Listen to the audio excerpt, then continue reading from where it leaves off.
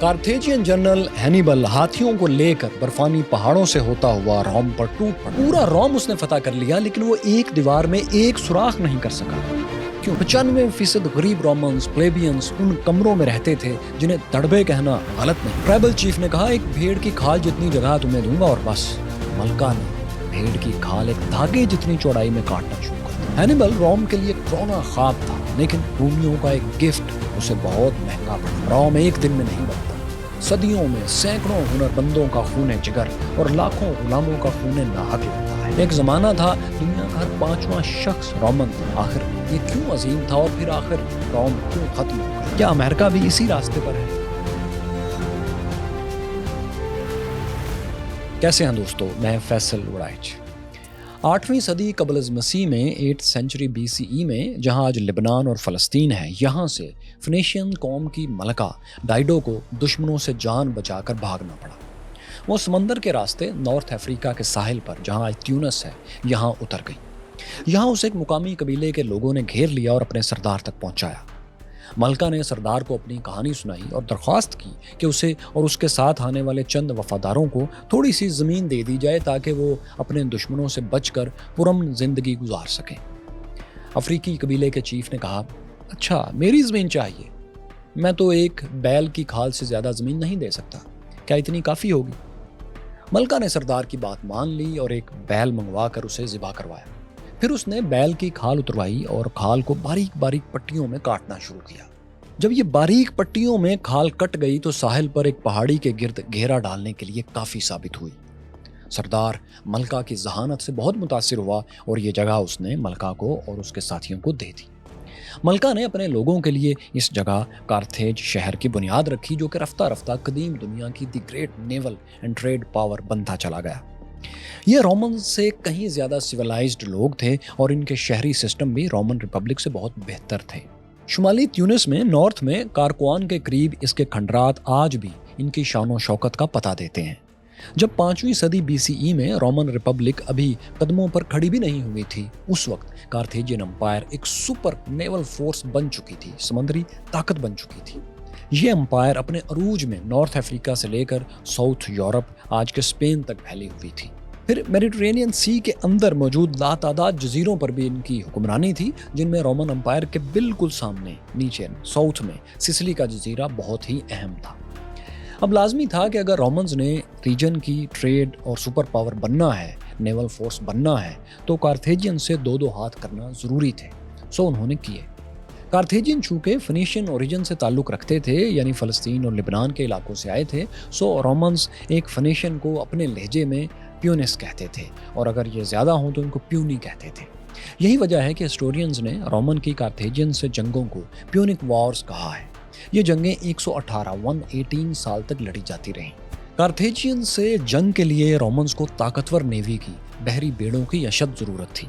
जबकि 260 BCE के आसपास, 260 के आसपास जब ये लड़ाइयाँ शुरू होने वाली थी, उस वक्त रोमन्स के पास समंदरी जंग के लिए जहाज़ थे ही नहीं।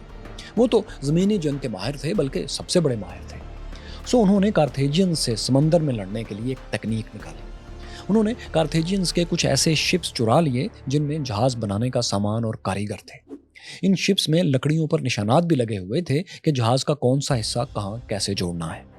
रोमन्स ने कई महीनों की मेहनत से और री इंजीनियरिंग से दर्जनों मिलिट्री शिप्स तैयार कर लिए, अपने बहरी बेड़े तैयार कर लिए।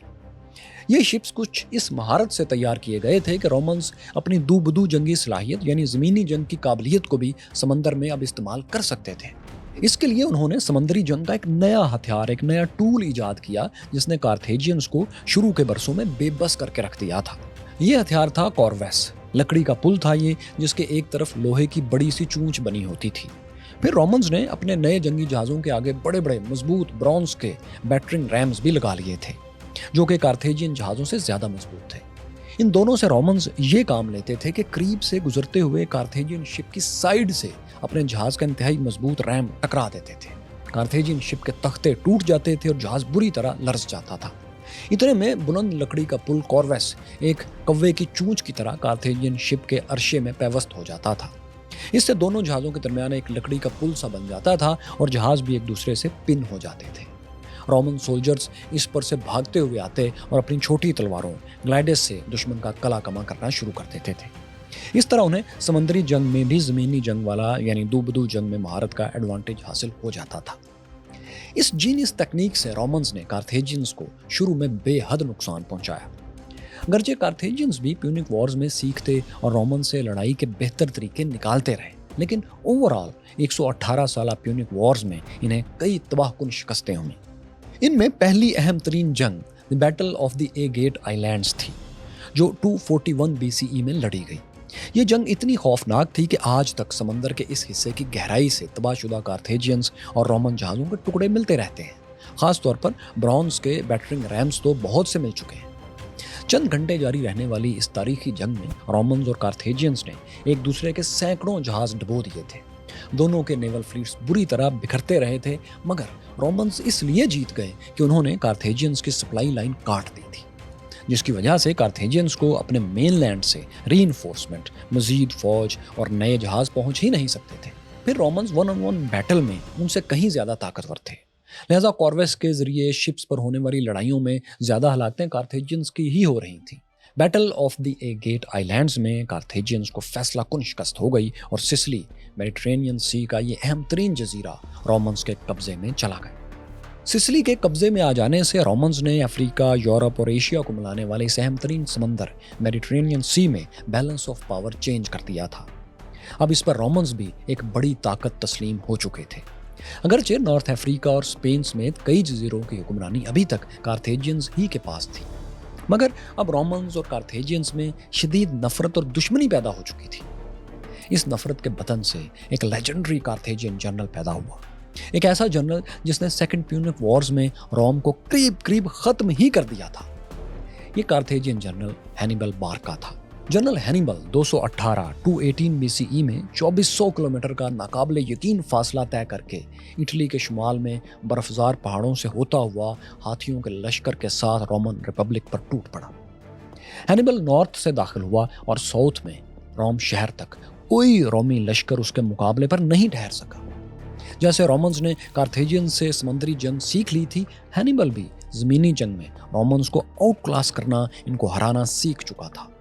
रोमन्स की नाकाबिले शिकस्त आर्मी पूरे मेनलैंड इटली में कार्थेजियन जनरल के सामने बिल्कुल बेबस रही। यहाँ तक कि 211 BCE में हैनिबल एक फातेह लश्कर के साथ रोम शहर के दरवाजे के करीब पहुंच गया। रोमन्स ने खुद को शहर के अंदर बंद कर लिया और कार्थेजियन जनरल के सामने एक बिल्कुल नई सूरत हाल खड़ी कर दी, ऐसी सिचुएशन जिसके लिए वो उस वक्त सलीके से तैयार ही नहीं था।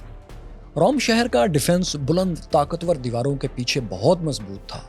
ये डिफेंस तब से डेवलप हो रहा था जब रोमन्स ने गॉल्स से शिकस्त खाने के बाद सर्वियन वॉल्स खड़ी की थी, लेकिन हैनिबल के आने के वक्त तक ये बहुत बेहतर हो चुकी थी। सर्वियन वॉल्स की इब्तदाई शक्ल से भी बहुत मजबूत दीवारें थीं। अब ये जनरल हैनिबल कई बार रोम के करीब आता, मजबूत दीवारों के डिफेंस के गिर्द चक्कर लगाता, लेकिन हमला नहीं करता था। वो बहुत दूर रहकर अपने लश्कर के साथ इंतजार कर रहा था कि रोमन्स तंग आकर खुद ही हथियार फेंक दें या किसी मुआहदे के लिए उससे बात करें या फिर किले से बाहर निकलकर उससे खुली जंग करें, जिसमें जाहिर है वो ज्यादा माहिर था। लेकिन ना तो रोमन्स बाहर आए और ना ही हैनिबल ने बराह रास्त रोम की ताकतवर दीवारों से टकराने की कोशिश की। हिस्टोरियंस आज तक इस बात पर बहस करते हैं कि आखिर हैनिबल जैसा जबरदस्त जनरल, कामयाब जनरल क्यों रोम को बिल्कुल खत्म करने के करीब आकर रुक गया था। उसने हमला क्यों नहीं किया। रोमन हिस्ट्री एक्सपर्ट्स के मुताबिक रोम के किलानुमा डिफेंस को तोड़ने के लिए जितनी बड़ी फौज जनरल हैनिबल को चाहिए थी और मजबूत डिफेंस तोड़ते वक्त जितना जानी नुकसान इस दौरान होना था, वो हैनिबल की कैलकुलेशन के मुताबिक बहुत ज्यादा था। दूसरी वजह यह थी कि उसके पास वो जंगी मशीनरी ही नहीं थी जिससे रोम शहर का फॉर्मिडेबल, इंतहाई मजबूत डिफेंस तोड़ा जा सकता था। मतलब उस लेवल की मंजनेकें, कैटापुल्ट्स उसके पास नहीं थी। तीसरी वजह यह भी थी और बहुत अहम थी कि हैनिबल का भाई हेस्टोरल बारका एक लश्कर लेकर रीइंफोर्समेंट के साथ स्पेन से उसकी मदद को आ रहा था। हैनिबल उसका इंतजार कर रहा था और चाहता था कि उसके आने से पहले वो अपनी ताकत को ज्यादा से ज्यादा बचा कर रखे ताकि एक ही बार भरपूर वार किया जाए। इन तीन के अलावा एक चौथी वजह भी थी, वो ये कि रोमन्स ने अपने बैरूनी इत्तेहादियों की मदद से खुफिया तौर पर जनरल हैनिबल की फोर्सेस पर गोरिल्ला स्टाइल के अटैक्स भी शुरू कर रखे थे। ہینیبل نے ایسے گوریلا اٹیکس کو روکنے کے لیے روم کے اتحادیوں کو توڑنے کی بھی بہت کوشش کی، مگر وہ ناکام رہا تھا۔ مین لینڈ اٹلی میں موجود رومی اتحادی رومنز کے وفادار رہے اور ہینیبل کو مسلسل چکمے دیتے رہے۔ دراصل اس ساری گیم میں جو راز کی بات تھی وہ یہ تھی کہ رومنز کو ہینیبل کی اس کمزوری کا پتہ چل چکا تھا کہ وہ اپنے بھائی کی ری انفورسمنٹ کے آنے سے پہلے فیصلہ کن حملہ نہیں کرے گا، اور رومنز کو ہیسڈورل بارکا کے ایک جاسوس کے پکڑے جانے کی وجہ سے اس کے آنے کا راستہ بھی معلوم ہو چکا تھا۔ مطلب رومنز نے کارتھیجین جنرل کو ڈسپشن وارفیئر میں دھوکہ دینے میں شکست دے دی تھی۔ انہوں نے ہینیبل سے چھپ کر اپنے اتحادیوں کی ایک بڑی فورس تیار کر لی تھی، اور یہ فورس ہینیبل آرمی سے 230 کلومیٹر دور میٹارس ریور کے کنارے موجود تھی اور اس کے بھائی کے لیے پھندا لگائے بیٹھی تھی۔ 207 BCE میں 207 میں جب ہینیبل کا بھائی الپائن ماؤنٹین سے اپنی فوج کے ساتھ اترا تو رومنز نے اسے اتحادیوں کی مدد سے کرش کر دیا۔ پھر انہوں نے روم شہر سے کچھ دور ٹھہرے ہوئے جنرل ہینیبل کے کیمپ میں ایک تحفہ بھیجا۔ جون 207 BCE میں کارتھیجین کیمپ کے اندر ایک تھیلا گرا۔ ہینیبل کے سامنے جب یہ تھیلا لایا گیا، کھولا گیا، تو اس میں اس کے بھائی کا سر تھا۔ مشہور ہے کہ جنرل ہینیبل نے یہ دیکھ کر کہا تھا کہ اب رومیوں کو دنیا پر حکومت کرنے سے کوئی نہیں روک سکتا۔ کارتھیجین کا بہترین جنرل مارا گیا ہے۔ ہیسڈورل بارکا کی موت کے وقت تک ہینیبل کو روم میں ملٹری کیمپین کرتے ہوئے 11 سال ہو چکے تھے۔ اب وہ روم کی فتح سے مکمل مایوس ہو گیا تھا۔ پھر مزید یہ کہ رومنز نے ڈی مورالائز کارتھیجین آرمی پر ایک کاری ضرب اور بھی لگا دی۔ انہوں نے یہ کیا کہ جنرل سیپیو کے کمان میں ایک طاقتور رومن نیوی کو ہینیبل کی افریقن سرزمین کارتھیجین امپائر پر اٹیک کے لیے بھیج دیا۔ جب ہینیبل کو اطلاع ملی کہ رومن آرمی تو کارتھیج امپائر کے ساحلوں پر پہنچ گئی ہے، تو وہ روم کو فتح کرنے کی حسرت دل میں لیے واپس چلا گیا۔ ہینیبل 203 BCE میں 15 سال کی انتہائی زبردست ملٹری کیمپین کے باوجود روم سے ناکام لوٹ گیا۔ ساتھ ہی روم میں یہ سوچ بھی جڑ پکڑ گئی کہ سیلف ڈیفنس کے لیے کارتھیجین امپائر کو مکمل طور پر ختم کرنا لازمی ہے، ورنہ یہ کسی دن ہمیں ختم کر دیں گے۔ 202 BCE میں کارتھیجین جنرل ہینیبل اور رومن جنرل سیپیو کی فورسز میں ایک زبردست جنگ ہوئی۔ نارتھ افریقہ میں زاما کے مقام پر ہونے والی اس جنگ کو بیٹل آف زاما کہا جاتا ہے۔ اس میں جنرل ہینیبل کو فیصلہ کن شکست ہوئی اور کارتھیجین امپائر رومنز کا رحم و کرم پر آ گئی۔ ہینیبل کی زیادہ تر فوج ماری گئی۔ وہ خود کسی طرح بچ گیا، لیکن پھر برسوں مختلف علاقوں میں مارا پھرتا رہا۔ آخر موجودہ ترکیہ میں کسی جگہ جب دشمن اسے گرفتار کرنے کے بہت قریب تھے تو اس نے زہر کھا کر خودکشی کر لی۔ کارتھیجین امپائر اپنی طاقت، پرائیڈ، نیوی اور بہت سی زمین کھو چکی تھی، تھوڑا سا علاقہ باقی تھا، مگر رومنز نے اسے بھی اپنے لیے پوٹینشیل تھریٹ سمجھا۔ انہوں نے 146 BCE میں ایک بار پھر بچ رہنے والے پرامن کارتھیجین علاقوں پر حملے کا فیصلہ کر لیا۔ ان کا موقف یہ تھا کہ کارتھیجینز خفیہ طور پر ایک طاقتور نیوی تیار کر رہے ہیں اور کسی وقت بھی ہم پر بھرپور حملہ کر دیں گے۔ اس کی وجہ یہ تھی کہ باقی رہ جانے والے کارتھیجین شہر جو تھے، جو ساحل کے قریب تھے، وہ بہت امیر ہو چکے تھے، ان میں بہت سی لکڑی جمع تھی اور جہاز بنانے کے کارخانے بھی کام کر رہے تھے۔ ایک رومن سینیٹر نے یہ سب کچھ اپنی آنکھوں سے دیکھا تھا اور واپس جا کر سینٹ کو قائل کیا کہ کارتھیجینز آج بھی ہمارے وجود کے لیے خطرہ ہیں، ایگزسٹینشل تھریٹ ہیں، انہیں ختم کر دیا جانا چاہیے۔ 146 BCE میں رومنز نے سرپرائز اٹیک کیا اور کارتھیجینز کی بچی کچی ریاست کو مٹا دیا۔ 17 دن تک کارتھیج سٹی میں آگ لگی رہی۔ ساحلی شہروں میں ایک بھی شخص کو زندہ نہیں چھوڑا گیا۔ جن کو مارا نہیں جا سکا انہیں گھروں میں بند کر کے باہر سے آگ لگا دی گئی۔ 5 لاکھ کے شہر میں 50,000 لوگ ہی زندہ بچے۔ ان میں سے بھی مردوں کو قتل کر کے عورتوں اور بچوں کو غلام منڈیوں میں بیچ دیا گیا۔ آج کے تیونس شہر کے گرد جا بجا وہ کھنڈرات ہیں جن میں اس جنگ کی ہولناکی آج تک محفوظ ہے، کیونکہ پتھر کی دیواروں پر ہفتوں جلنے والے شہر کے آثار مٹ نہیں سکے۔ یہ تاریخ کی سب سے بے رحم لڑائیوں میں سے ایک تھی، ایسی لڑائی جس میں کسی شہر کو صرف اس لیے تباہ کر دیا گیا تھا کہ کہیں یہ اتنا طاقتور نہ ہو جائے کہ ہمارے مقابلے میں کھڑا ہو سکے۔ Self defence logic. دوستو، 118 سال کی ان پیونک وارز نے رومنز کی گراؤنڈ اور نیول ملٹری مشین کو سپر پاور بنا دیا تھا۔ اب دنیا میں کوئی طاقت ان کے مقابلے کی نہیں تھی۔ معلوم دنیا کا سب سے اہم سمندر میڈیٹرینین سی پر ان کی حکومت قائم ہو چکی تھی۔ یہی وجہ ہے کہ اس سمندر کو آج بھی اردو میں، فارسی میں اور عربی میں بحیرہ روم کہا جاتا ہے۔ کیورس فیلوز، روم جتنا طاقتور اور وسیع ہو چکا تھا، اس کی کامن ویلیوز اسی تیزی سے ختم ہو رہی تھیں۔ SPQR, سینٹ اور روم کے آزاد لوگ کے الفاظ اب بھی ہر جگہ کندہ تھے، جھنڈوں پر، دیواروں پر، مونومنٹس پر، لیکن ان میں معنی ختم ہو چکے تھے۔ 12 ٹیبلٹس کے رائٹس جن پر رومنز فخر کیا کرتے تھے برائے نام رہ گئے تھے، کیونکہ رومن ایلیٹس نے غلام خریدنا اور زیادہ سے زیادہ دولت بنانا اپنا اولین مقصد بنا لیا تھا۔ غلاموں سے کھیتوں میں مفت میں کام لینا رومن شہریوں کو پیسے دے کر کام کروانے سے بہت سستا پڑ رہا تھا، جس سے عام رومنز دیہات میں بے روزگار ہو گئے تھے اور وہ روم شہر میں آ کر کام تلاش کرنے کی کوششیں کر رہے تھے۔ شہر میں اتنے لوگوں کے سمانے کی جگہ ہی نہیں تھی، سو یہ غریب رومنز کئی منزلوں کے دڑبوں جیسے کمروں میں رہتے تھے۔ یہ کمرے پیٹریشینز نے انہی کے لیے بنائے تھے۔ ان کمروں میں نہ روشن دان تھے، نہ صفائی اور پانی کا انتظام تھا، نہ ہی کچن کی سہولت تھی۔ ان جگہوں پر صفائی نہ ہونے اور زیادہ لوگوں کے آنے سے بیماریاں اور وبائیں اکثر پھیل جاتی تھیں۔ ملیریا، ٹی بی، پلیگ، لیپروسی اور سانس کی بیماریاں اس قدر پھیلنے لگی تھیں کہ امیر رومنز نے، پیٹریشینز نے الگ رہنا شروع کر دیا تھا۔ رومن کنگڈم اور رومن ریپبلک کے شروع کے دور کے بالکل الٹ، اب پیٹریشینز نے، امیر رومنز نے غریبوں کی گلیوں میں رہنا ہی چھوڑ دیا تھا۔ رومن ایلیٹ کا تعلق غریب رومن سے بس اتنا رہ گیا تھا کہ انہیں یہاں سے فوج بھرتی کرنا ہوتی تھی یا کچھ منصوبوں کے لیے انہیں کام میں لانا ہوتا تھا، ورنہ دونوں کلاسز ایک دوسرے سے بری طرح کٹ چکی تھیں۔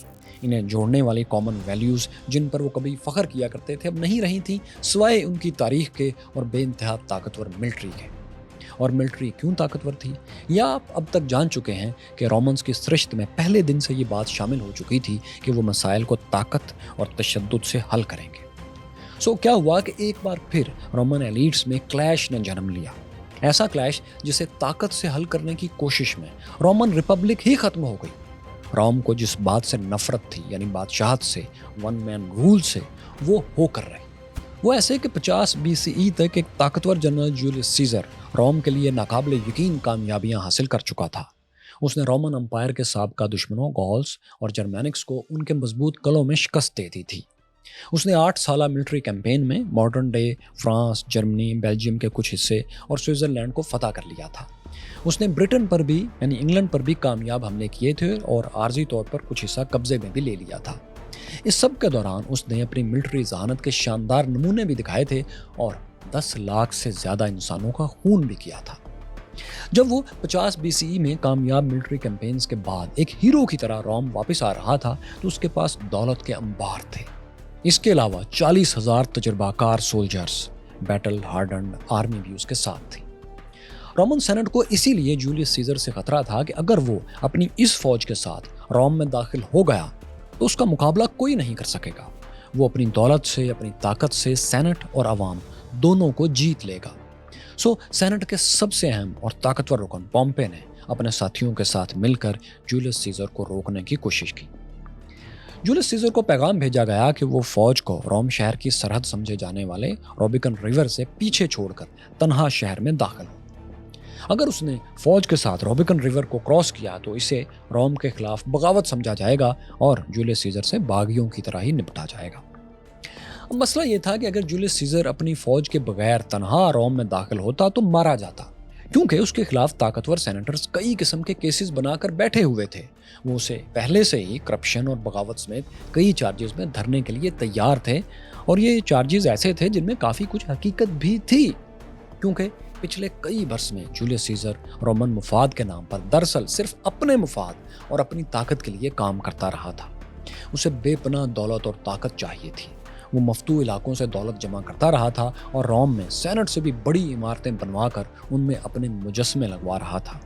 وہ روم میں زیادہ سے زیادہ پراپرٹی خرید کر عالی شان بلڈنگز بنوا رہا تھا۔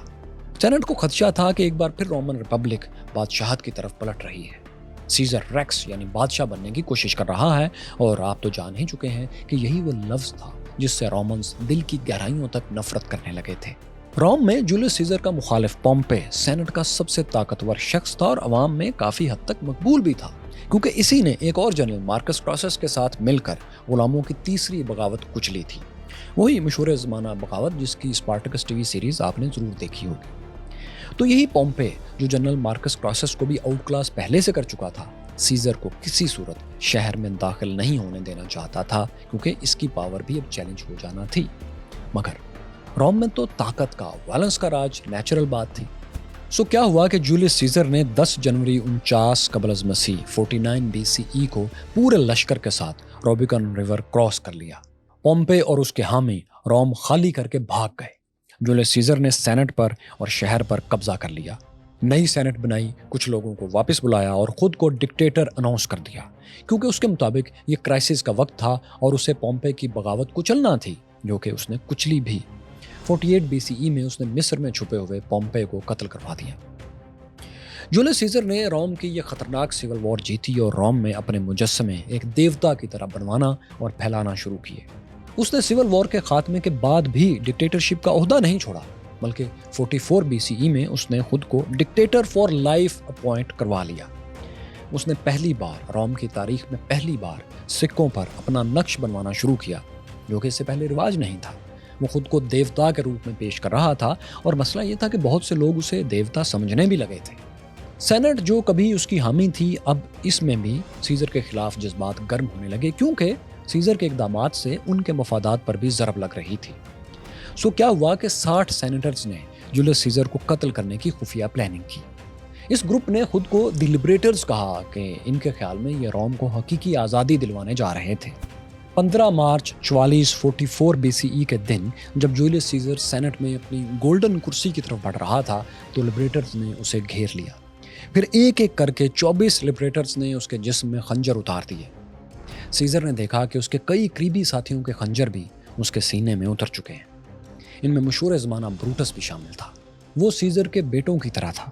قتل کے بعد بروٹس سے جب کبھی پوچھا جاتا کہ کیا تم اپنے گارڈین جولیس سیزر سے اتنی نفرت کرتے تھے تو وہ کہتا Not that I loved Caesar less, but that I loved Rome more۔ ایسا نہیں کہ میں سیزر سے کم محبت کرتا تھا، ایسا تھا کہ روم میری پہلی اور بڑی محبت تھی۔ جولیس سیزر کے قتل کے بعد توقع کے برعکس حالات بہتر ہونے کے بجائے بگڑ گئے۔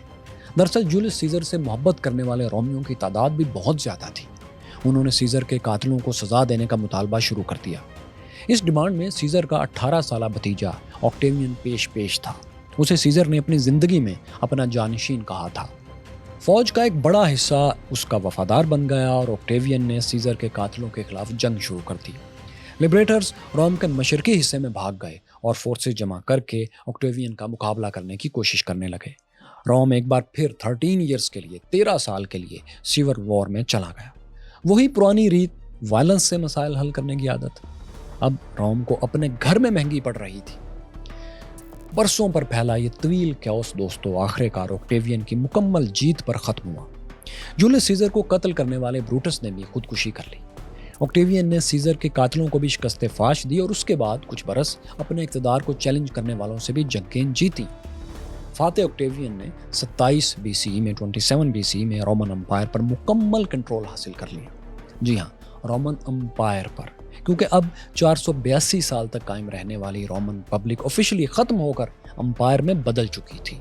کنگڈم کے آخری بادشاہ تارکیونس دی ایروگنٹ کے ظلم سے تنگ رومنز 5 صدیوں بعد ایک بار پھر ون مین رول میں آ چکے تھے، لیکن اب بھی کسی میں یہ ہمت نہیں تھی کہ وہ اپنے لیے آفیشلی بادشاہ ریکس یا شہنشاہ کا ٹائٹل استعمال کرے۔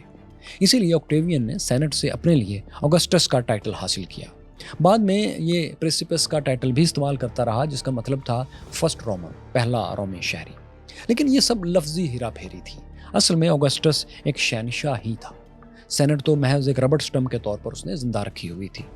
یہی سلسلہ اگلی 6 صدیوں تک آخری رومن شہنشاہ رومولس تک چلتا رہا۔ تمام رومن شہنشاہوں نے خود کو سیزر، آگسٹس اور دوسرے ٹائٹلز دیے، مگر رسمی طور پر شہنشاہ یا ریکس کے ٹائٹل سے ہمیشہ خود کو دور رکھا۔ ساتھ ہی رومن کنگڈم اور رومن ریپبلک کی طرح رومن امپائر کی بھی بنیادی خصوصیت وہی تھی جو اس شہر کے بنانے والے رومولس کی تھی: وائلنس سے جیتنا اور غلطیوں سے سبق سیکھنا۔ کنگڈم اور ریپبلک دونوں سے زیادہ عمر گزارنے والی رومن امپائر 1500 سال تک قائم رہی۔